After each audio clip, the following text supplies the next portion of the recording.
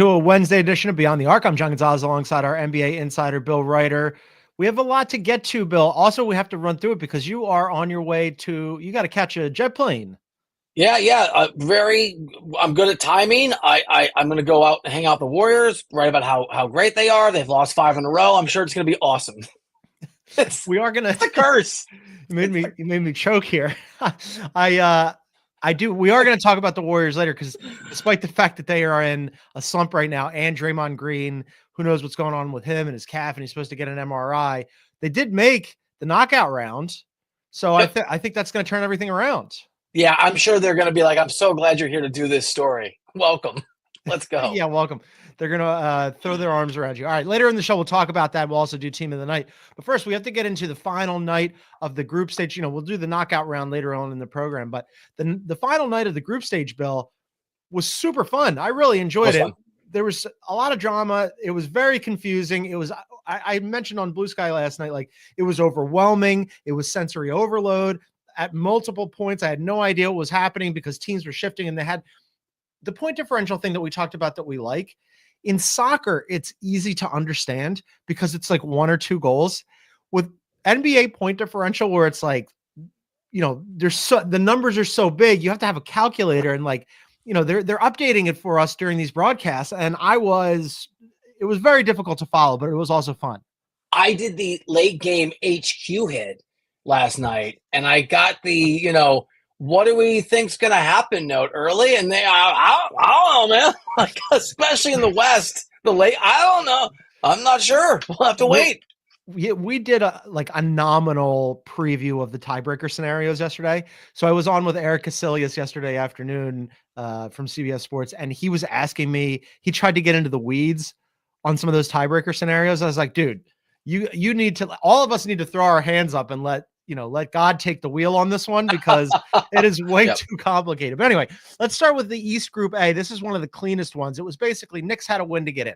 They won.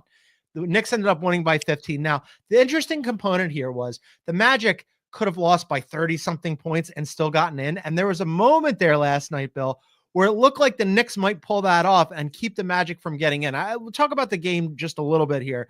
The Knicks were up 71 at the half. Josh Hart went for a triple-double. So the Knicks end up with the 2 seed here. The Magic fall to the wild card at the 4 seed. And we'll get into the matchups a little bit later. But this was one of those matchups where we had Orlando's amazing defense against the Knicks' amazing offense. And boy, was it the Knicks offense that won that one.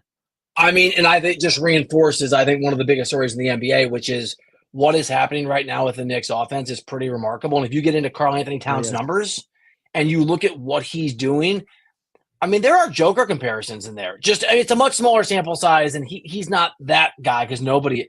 But yeah, you're right. I mean, this New York Knicks team, obviously they advance and cool. Like, I know we're going to hit all the possible scenarios for who ends up the 4 in Vegas. There are some really great teams. Like, this is great. Who won last night? Adam Silver won, and it was trending that way. But there are the right teams for the most part if you're Adam Silver, and the Knicks are one of those teams because of the Knicks. And their offense is as exciting and dynamic and trending in the right direction as anybody in the NBA. And to do it against the Magic in a game where it feels like these guys care, right? It does feel like the players, there's a competitiveness there. Obviously important for the NBA Cup, and I think bigger picture, maybe much more important, it bodes really well for what the Knicks are going to end up being, which will be much closer to what we thought they would be than they started this season. That Knicks offense is super fun. You mentioned Karl Anthony Towns. There was a play, I don't know how much of that game you watched. There's a play where he was at the top of the key where he put the ball between his legs and then whipped a no-look pass to the corner that was now it didn't go down, so he didn't get the assist, but the whole arena and me in my living room went, ooh. Oh, yeah. It's like a soccer term. He's expressing himself, right? He's just, he looks so comfortable and happy in what he's doing in New York. Soccer, he's just, now he's allowed to express himself and happy cat, because he can be kind of a moody guy, as I understand it. It feels like it's all trend in the right direction right when you're supposed to sort of figure out a new team for a superstar. 25 games. He looks really good offensively. Defensively, I still have some questions and concerns there, but I was really excited about this game because of that matchup of offense versus defense. The Magic, as you and producer Aaron like to point out, boy, is it a struggle offensively. And last night was a big time struggle, and they just could not keep up at all. And they just didn't have enough defense to stop what the Knicks were doing offensively. But so the Knicks built this big lead. That's 71 at the half, Bill. They could have absolutely hammered the Magic into the dust and kept them from making the knockout round. Except at the end of the game, if that had happened, the Celtics would have made the knockout round. Some of my, as you know, I spent 4 years in Boston, and I'm unfortunately friends with a lot of Celtics fans, and they were texting me about, can the Celtics get in? And then as the thing started to go on in the fourth quarter, you saw the Knicks kind of ease off the throttle a little bit. And my friends who are Celtics fans were like, the Knicks are sandbagging this thing. They're trying to keep us from doing it. And I was like, they did doing it. Well, post game, Josh Hart was asked about this actual thing. I sent this to you. Yeah. Yes, you sent it, and it was so good because his reaction here reveals everything. When you guys were up like 30-something in the fourth quarter, were you guys aware? I know you hate the point differential stuff. Were you guys aware of the implications? Were we aware that if we won by 37 or more, that we would have? No idea. I think we were just out there just trying to play as hard as we can to the final whistle, and let everything else kind of, happen. The smirk at the end, Bill. Right. We've talked about how great point differential is. That alone makes it worth keeping around because they knew that they were screwing up. They eased off the throttle just enough to end up winning big and get in and keep the Celtics off. And this is why the cup, I think, it's not there now. It's not there at the average fans now, but I think it can, because if you're an NBA head, you're going to be into it because it's great and the basketball is a higher quality and these guys care in these sort of moments. But I think these are the building blocks for it becoming a mainstream thing. Again, I think it's longer term, 5, 6, 7 years. But I love guys sort of winking at the camera and the third wall and trying so hard and being aware of these rivalries and understanding that it means something and acting accordingly on the floor and in post-game moments like that. It's the Cubs fun, man. Like what else do you want from your sports? It's fun. Eating candy. They knew exactly what they were doing. Look, far be it from me to support anything the Knicks do, but the enemy of my enemy is my friend, and like screwing over the Celtics. I love that. That was so good.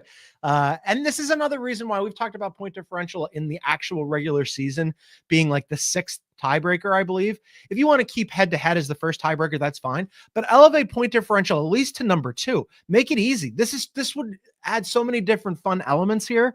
It works. We saw one of those last night, especially because John, the NBA is so focused on guys playing more minutes and a higher quality of play more often, and they've done the awards and they've turned to the carrot, which hasn't really worked. Like you can win the MVP, but you have to play these games. They've turned to the stick. We're going to punish you. You're right. Like this is another way to have guys play more minutes and be more focused in those minutes. If point differential matters, if every minute matters, even when you're up 19 points. It also gets Adam Silver and his league office, league office to the place they want to be, which is guys playing more minutes and playing more games and it being a better product more often through the course of a long season. I'm with you. Elevate point differential solves a lot of problems. Elevate point differential. So the Knicks will end up playing the Hawks. As you can see there, Trae Young is probably excited about that on the Chiron. We're going to get into that matchup in a little bit, but the Celtics also kind of screwed themselves on this, Bill, because part of the reason why they're out of the knockout round is they ended up losing a game to the Hawks earlier in this when they didn't have Trae Young. They lost that game. And by the way, the NBA fined the Hawks $100,000 because Trae Young sat in that game and they still won it anyway. So really that's on the Celtics. East Group B, this was another one that was pretty clean. This one was also Bucks get in, Pistons get in with a win. Ended up being the Bucks getting in. They win by 21. Pistons were never in this thing. Bill, all of a sudden your Milwaukee Bucks have won 7 in a row. They had 23 threes last night. Giannis had a great game. Earlier in the season, you remember when Giannis went for 59 against the Pistons? Pistons basically played him straight up in that game. This game, they were blitzing him, they were doubling him, and Giannis said, okay, I'm just going to move the ball around, and they ended up canning a bunch of shots from beyond the arc. Yeah, look, jury's out for me on whether they are a great basketball team, whether they're a contending team. Number 1 seed in the NBA Eastern NBA Cup. They are the number 1 team. And by the way, maybe that can matter to a degree. I know some people roll their eyes at this. The games are competitive, right? Obviously, teams want to get in. This has approximated games that matter. And in that sort of approximation, it's also been an easy schedule. The Bucks have played well. And if they They get to Vegas. If they make it to the final, if they win, I mean, that can't hurt in terms of team bonding and Lillard and Giannis feeling sort of the vibe and the pressure coming off a little bit. Winning 7 games in a row, a lot bigger, I think. But sure. Yeah, all hail Milwaukee. Good job so far.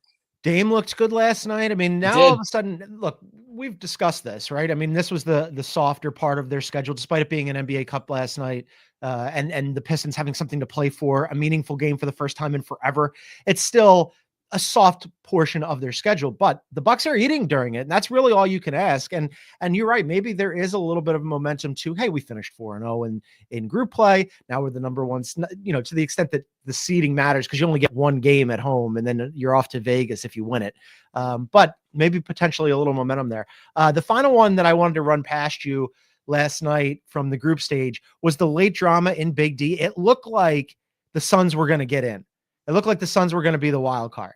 OKC ended up winning their game. The Spurs go down in Group B. So it looked like, okay, the Suns are going to win on point differential here. The Mavs were behind the Grizz for a while, and all of a sudden, they were down 15, the Mavs were, in the second half. They went on an 18-2 run late to end up beating the Grizz and sneak in as the wild card. Luka had 37 and 12 rebounds, 4 assists, 4 steals, a block. This is the Luka we were waiting for all season. I think he's here now.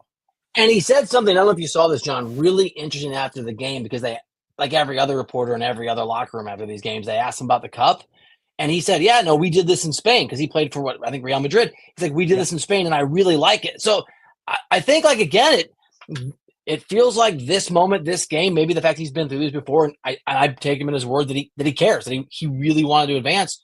Maybe it sparks good Luka, because he had on every level, he had an outstanding game. That was a fun game too. It was a fun game. And again, the point differential thing came into play because concurrently the Spurs were playing against the Suns, and the Suns were trying to run up the score so that they get ahead of the Mavs. But the Mavs had accrued such a lead in point differential that it was next to impossible. Basically, it was, if they win, they're going to get in. And that's exactly what happened. One thing here that I wanted to flag for you. Remember last year during the postseason, and especially during the finals, we had some concerns about the Mavs at the free throw line. I'm wondering if you have those same concerns again, because Bill, they almost screwed themselves in this comeback last night. They shot 68% from the line. They missed some big ones late. Didn't end up hurting them, but it could have. And the reason why I'm saying this is they shot 44 free throws. I almost fell off my chair when I saw that. It's weird. Like, what a strange thing to carry over from, because small things happen in the NBA finals that are significant in that series. And it's the biggest series in the world, but it's at most a 7-game sample size, or maybe even the playoffs, 16, 20, like Jason Tatum shooting, right? That is correctable, and it's going to be corrected. It's weird. The Mavs should not be this bad at free throws in some of these moments. I don't have an answer for you. Like you to Eric Casillas, I throw up my hands. I'll leave it to the gods. I can't get into the numbers. The numbers are too big for me to understand. The Grizz, understandably, though, were upset about them shooting 44 free throws after the game. That's an outrageous. That's like even the Lakers, who forever and a day lead the league in free throw attempts and it drives everybody else in the league crazy. Even they aren't shooting 44 free throws in a game. And the Mavs, I don't know. I mean, like Luka, sometimes he like just checks out at the line and you're waiting for him to like snap out of it, because he is a good shooter. He's a good player. But yes, that's something to monitor for the Mavs moving forward. All right, we're going to take a break. And then on the other side, we're going to go through the knockout round is set for the East and the West in the NBA Cup. We'll go through those matchups. We're very excited about it. This is Beyond the Arc.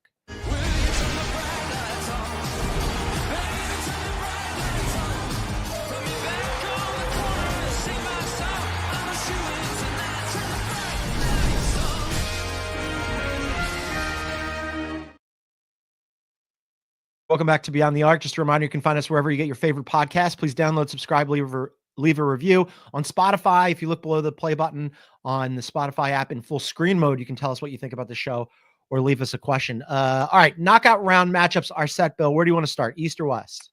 Let's go East. Let's start out East. Okay. Number 4 Magic, they limp into the NBA. plus 60 point differential. They get in anyway. They draw your number 1 seed Bucks, who, as I mentioned, Bucks are hot right now. They've won 7 in a row. And then we've got the Magic with some offensive troubles. The defense is really good. If I'm the Bucks, I feel good about this, though, right? I mean, you're coming in on a hot streak. They don't play until next week. I believe that they are on Tuesday. The 1 seeds play on Tuesday of next week. But this matchup, you have to feel pretty good about it if you're Giannis and Dame and the Bucks, no? I mean, look, I think that you could argue the Magic are the weakest team, maybe of all the teams that have gotten to the stage in the East or the West. And the Magic, we've talked about this. They're not a bad team. They play great defense. We just saw the limitations against the Knicks. I think like the big question for me is, I know what the Magic are. They don't generate enough offense. They're really good defensively. They're going to be thorny and they're not going to be dangerous. They're not a contender. They're not making the Eastern Conference Finals this year. I think their ceiling is lower than that. They're heading in the right direction. Well-run organization. Some young guys get healthy, cool. For Milwaukee, they're playing incredible basketball. It looks like it's a happier vibe. Giannis has been absolutely amazing. I mean, Giannis sort of spearheaded this turnaround, and then other guys started to play well as well. I mean, there were, even in those losses before the win streak, there were games where Giannis was amazing, and they still weren't giving him enough. All of a sudden, it feels like the Bucks, win this game against the Magic, beat whichever of the two teams we're going to talk about in a second, especially if it's the Knicks that's so good for Adam Silver. I think it's a catalyst for a turnaround for the season. And I don't know that I will take Milwaukee when we get to whatever predictions we're going to do. But you tell me Milwaukee's going to be in Vegas and be in that final, the way they're playing right now would not surprise me. Yeah, I like the way it's shaping up for them. I think I'd still put the Magic ahead of the Hawks in terms of who's weaker here, but the Hawks are playing fairly good. The Hawks have some good wins, though. Like, they've got big wins this year. They do. Like they've beaten the Cavs. They've beaten the Cavs. They've beaten the Celtics, twice, as you mentioned before, and beating the Celtics without Trae Young. They do have some good wins. I like the construction of the Magic roster. It's just that, as we saw last night when they played the Knicks, when that defense isn't absolutely shut down, lock down the other team's best players, they can get run off the floor pretty quick because they just don't have any offense whatsoever outside of Franz Wagner. And like some nights, Jalen Suggs, but then after that, it's everybody's looking around at each other going, okay, who wants it? And the answer is always nobody. No, like, there's a ceiling there. No offense means you're only going so high in the NBA. Yeah. The next matchup in the East, and this is the one I'm excited about. Number 3, Atlanta. Number 2, Knicks. Atlanta, my note here is Atlanta is ... not terrible ? I think you're right. They're kind of fun. They're not a good team by any means, but I think in the East. I think they can make the playoffs in the East, and they're also, because they do generate offense. They're fun to watch.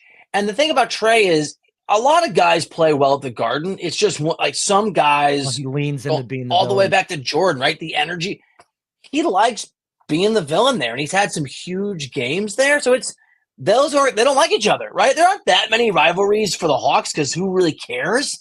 But Knicks fans care. So it's like, it's kind of a cool. The Knicks are the better team. Their ceiling is so much higher. We talked about their offense and what they can do and what they're capable of. But part of the fun of the NBA Cup is it's one damn game, right? It's not a best of 5 or a best of 7 series. And so I am bullish all of a sudden on Atlanta, and I'm really excited about this particular NBA Cup game. I think it's going to be fun for a lot of reasons. I am too. It's next Wednesday, I believe. And this is one of those, the Knicks have had a lot of foils over the years. Reggie Miller comes to mind. Obviously, you mentioned Jordan. Trae Young is not those guys. But Trae Young really does lean into being the villain with the Knicks and Knicks fans. I mean, even this season when they beat the Knicks in Atlanta, there were a lot of Knicks fans travel well. Philadelphia definitely knows that from last year's postseason series where they just took over the Wells Fargo Center. But there's a bunch of Knicks fans in the Atlanta game in Atlanta. And when the Hawks won that game, Trae Young got on the mic and told them all to go home and was very excited about that. So for him to go back to the Garden and be like, I'm here, either the Knicks and Knicks fans shut him up, which will be fun in and of itself, and the Knicks, just as a team have been fun this year, or Trae Young sits them down and he gets the trip to Vegas. He's never going to shut up if that happens. Dude, again, the Adam Silver, he got a pretty nice buffet here, nice menu of possible outcomes and early matchups. The games are good. The games are good. The games are good. I'm less excited about Magic Bucks, but all the rest of them have. But really, a Bucks advance, which they should do, that's a huge win for the NBA.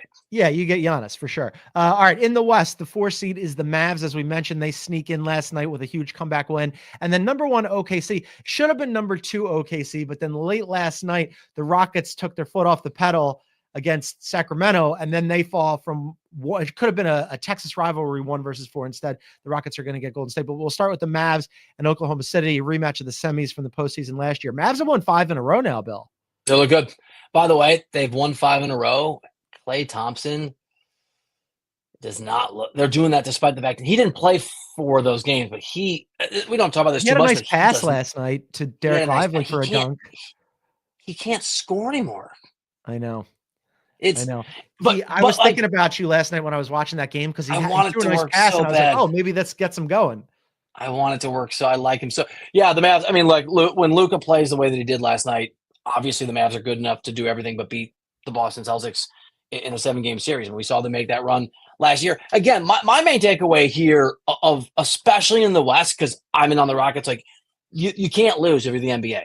It doesn't matter who advances in these games because these are all marketable, interesting games with big names other than the Rockets, but I think they're really cool that can go to Vegas. And I would watch Thunder Mavs in any situation. Me too. In this kind of a deal, or this is on the line, it's gonna feel like a little bit of a preview of what might be a playoff matchup again come April or May. Yeah, the storylines here are really great, right? Because you've got the Mavs on a heater. Luka's starting to play better. Kyrie is having really an all-star caliber season. Yep. So if they advance, NBA is happy with that. And then on the other side, you've got Oklahoma City, who #1 team in the NBA, #1 point differential, #1 in the Western Conference, #1 in NBA point differential. They've been excellent all season long. Exactly what they thought we were going to that we thought they were going to do. Bill, there's a potential here. I mean, we talk about in soccer, the double or the treble, right? Being able to win multiple awards or trophies during a season. There's a world here where the Thunder win the cup and win the championship.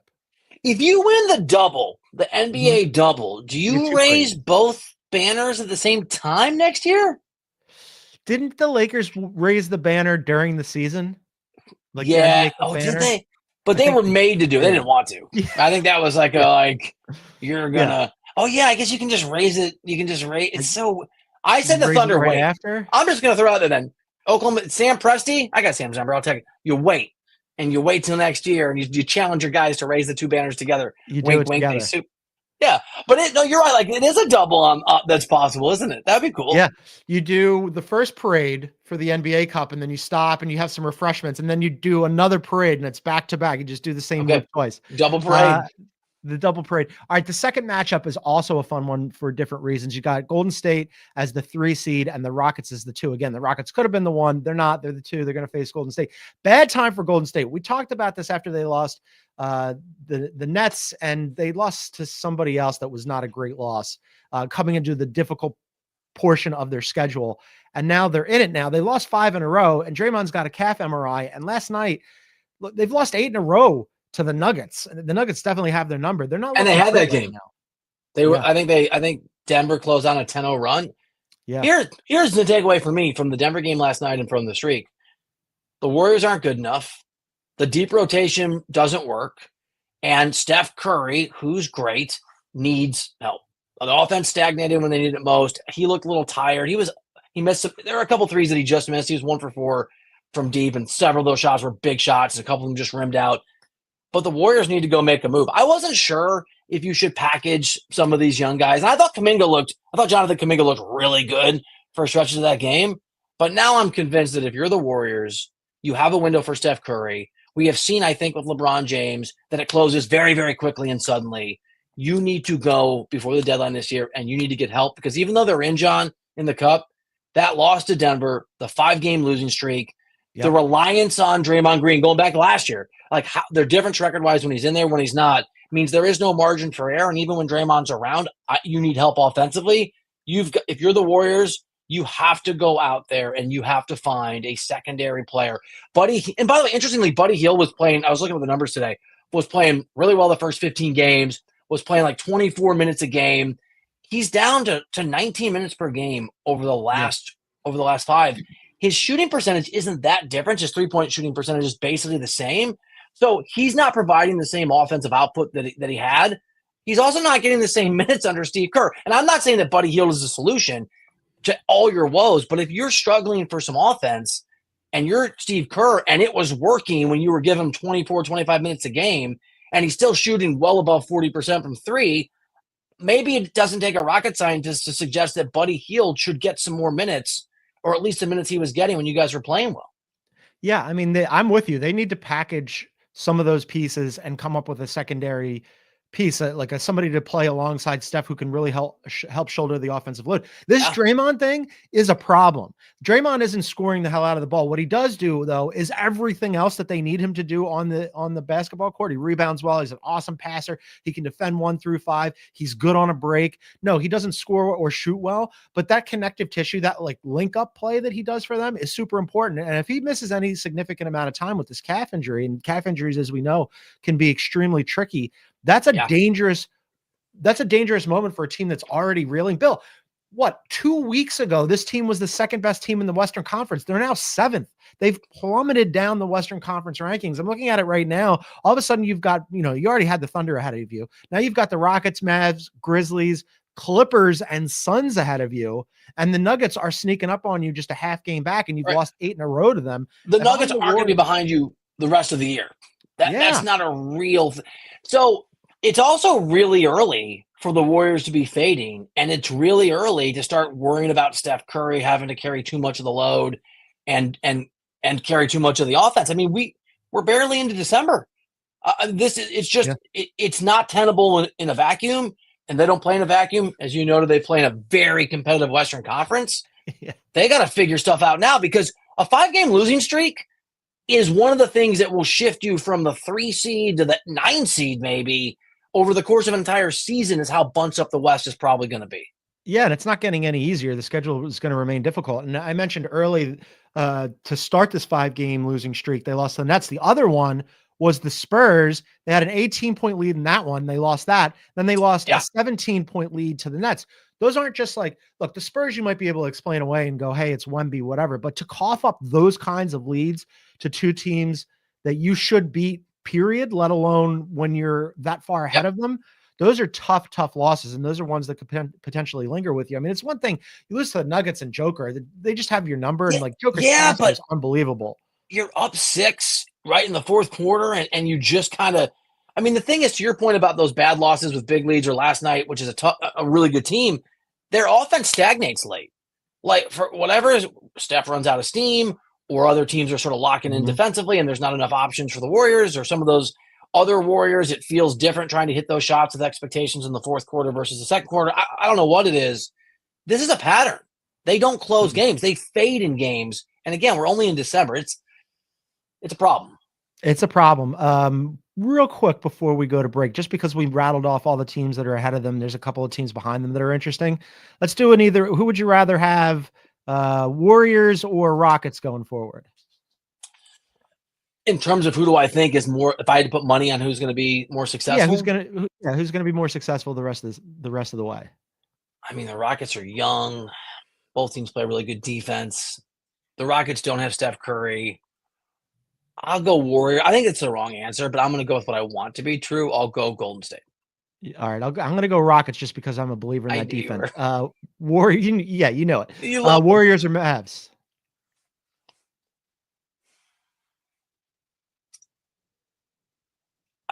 I'm not a big. I'm going to go Warriors again. I'm not a big. I don't buy the Mavs. They're playing great right now, and I probably need. And Luke is so good that I probably need to give him the same credence that I gave Giannis, which is maybe you can just carry a team until you figure it out. And he's not playing by. I mean, Lillard's been great, but Kyrie's been amazing. I just don't like that. I'll go Warriors. I don't either. The way I think about, I'm going to go Mavs here just because they had such a slow start to the season, and Luka especially had a slow start to the season, and they're third. They're 14-8. And it's like, oh, well, what happens when they start to figure it out? Then all of a sudden I might be a believer. What about, I'm definitely going with the Grizz on this one. Warriors or Grizz? The Grizz. I'm really high on that. I think Memphis can be. Me too. All of this comes down to health, and every one of these conversations we're having, right? Like the Warriors, you can tell me what Draymond Green's going to do and be and how many games he'll play. I'll give you, that'll affect my answer. Is John Morant playing the entire season? Then I'm 100% down for the Memphis Grizzlies. Trying to factor in the likelihood that he will miss ample time or sometime, it gets a little trickier, but I love Memphis this year. Yeah, me too. And they have had injuries this year, right? I mean, Ja was out, he came back. Bane was out. He came back. Marcus Smart came back. Edie's out. They're still winning. 2 more for you, just because I think they're interesting. Suns or Warriors? They're tied right now in the It's the exact question. what's Kevin Durant? I mean, Kevin Durant's ankle yesterday, which like what? Right. Yeah, which we're we waiting didn't for even news mention on. that. Yeah, I mean, so when Durant plays, the Suns are a top 5 or 6 team in the NBA. I think that's conservative. They just by record. Yes. So I'll go Suns, but it makes me nervous because again, LeBron's looking old. Steph's getting older with his knees, and Durant wasn't even that durable when he was younger, and he's not a spring chicken. So it makes me nervous. You know what? I'm gonna walk that back. I'm gonna go Warriors. The combination of the Warriors defense, Draymond can be there, and that Durant. I think Phoenix is a one-man team, even more than the Warriors are to a degree, and that one man is less reliable than Steph Curry health-wise. So I'll go Warriors. This one is the biggest coin flip for me. I'm going to go Warriors too, but I don't feel great about it just because when KD is out there, depending again what happens with his ankles, he left the game last night and didn't return, and he has been so injury prone. But it's a real close one. Last one is the Nuggets and Warriors. I mean, I will take the Nuggets over anybody in the Western Conference. It's not the Thunder. I'd throw the Rockets out there just because you know how I feel about the Rockets. What?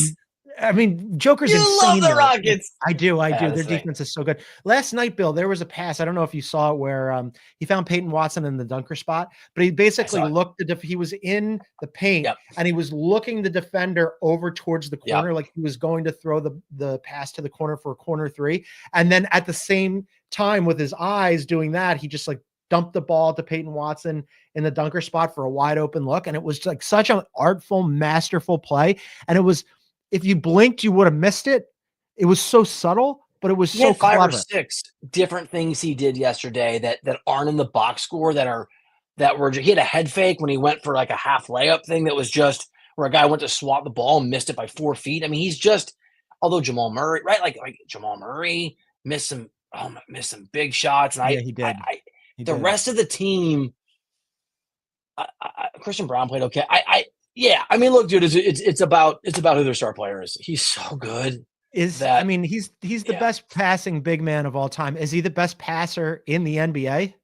Is he the best big man of all time? I think that's where we are. I mean, I think yes, he is. He's the best passer in the game. I think he's the best big man. I mean, look, I think he's going to win his 4th MVP this year, barring some catastrophe. He's the best big man of all time, isn't he?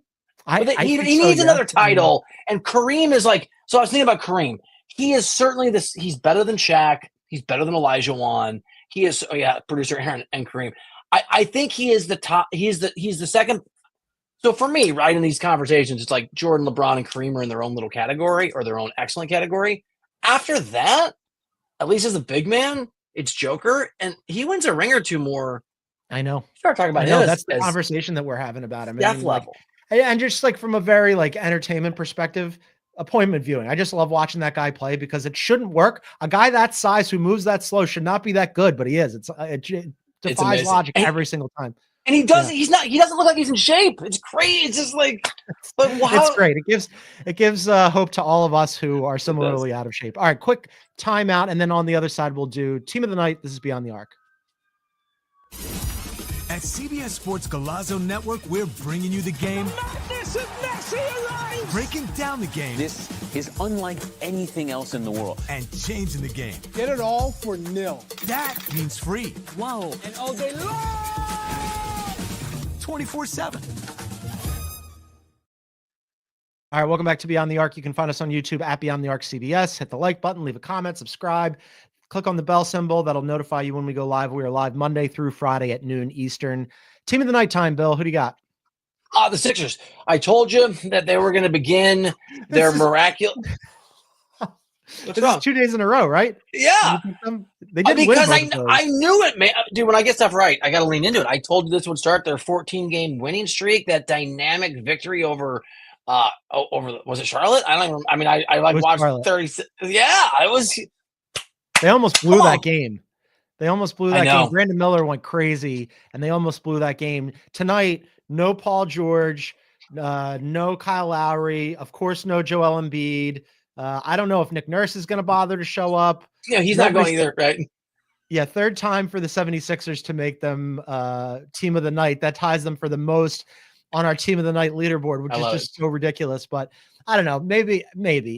I don't believe it because it's all tied to Joel Embiid, and Paul George did actually look pretty good last night. He did. Just like, here's a back-to-back, and who's going to play, and how much can you wring out of Maxey and McCain? And I don't know. We spent too much energy on that dumb team. Also, I need McCain to be getting more minutes. Sort of yeah, but more minutes. This is something that is really kind of like on the radar for Philadelphia fans, for Philadelphia media. Like Nick Nurse took him a while to identify McCain. Yep. Then it took him a while to put him in the rotation and give him significant minutes. Then it took him a while to put him in the starting lineup. Now he's back to the bench. I think a lot of that had to do with just didn't have a lot of guard play, and it's easier for him to stagger Maxey and McCain, and he just wants McCain to run that second unit until everybody's back and healthy. But I'm with you. Just run them out. You need your best players on the floor. Figure the rest out. He played 17 or 18 minutes last night. Not enough. It wasn't a lot. Didn't make any sense to me. I'm going to go with the Knicks team of the night. They looked really good. They put up a ton of points. And then just really to the chef's kiss, the cherry on top of the sundae was Josh Hart afterwards needling the Celtics without mentioning their name, knowing that if they eased off the gas pedal just a little bit, that the Celtics wouldn't get into the knockout round. So it's not often that I praise the New York Knicks, but they deserve full marks for that because that was an awesome game and a hilarious way to finish it afterwards in the post-game presser. That was amazing. Yeah, it was. That's a good one. The Knicks almost as impressive as the Sixers. So those are two really excellent. If only the Knicks could have, they aspire to be at the bottom of the Eastern Conference like the Philadelphia 76ers. All right, Bill's got to go and catch a plane. He is off to the Bay Area to do some journalism, and catch him on CBSSports.com as well. And then he's going to be back on Friday with Brad Botkin. Brad's got a lot of takes. They do takes with Brad on Friday. That'll be fun. I'm going to be back tomorrow with Sam Quinn from CBSSports.com. I think we're going to do quarter mark NBA awards tomorrow, as well as LeBron shooting death watch. We'll see if he finally makes a 3-pointer tonight. He hasn't made one in a while. But for now, for our NBA insider Bill Reiter, I am John Gonzalez. We thank you so much for tuning in, everybody. We'll see you tomorrow.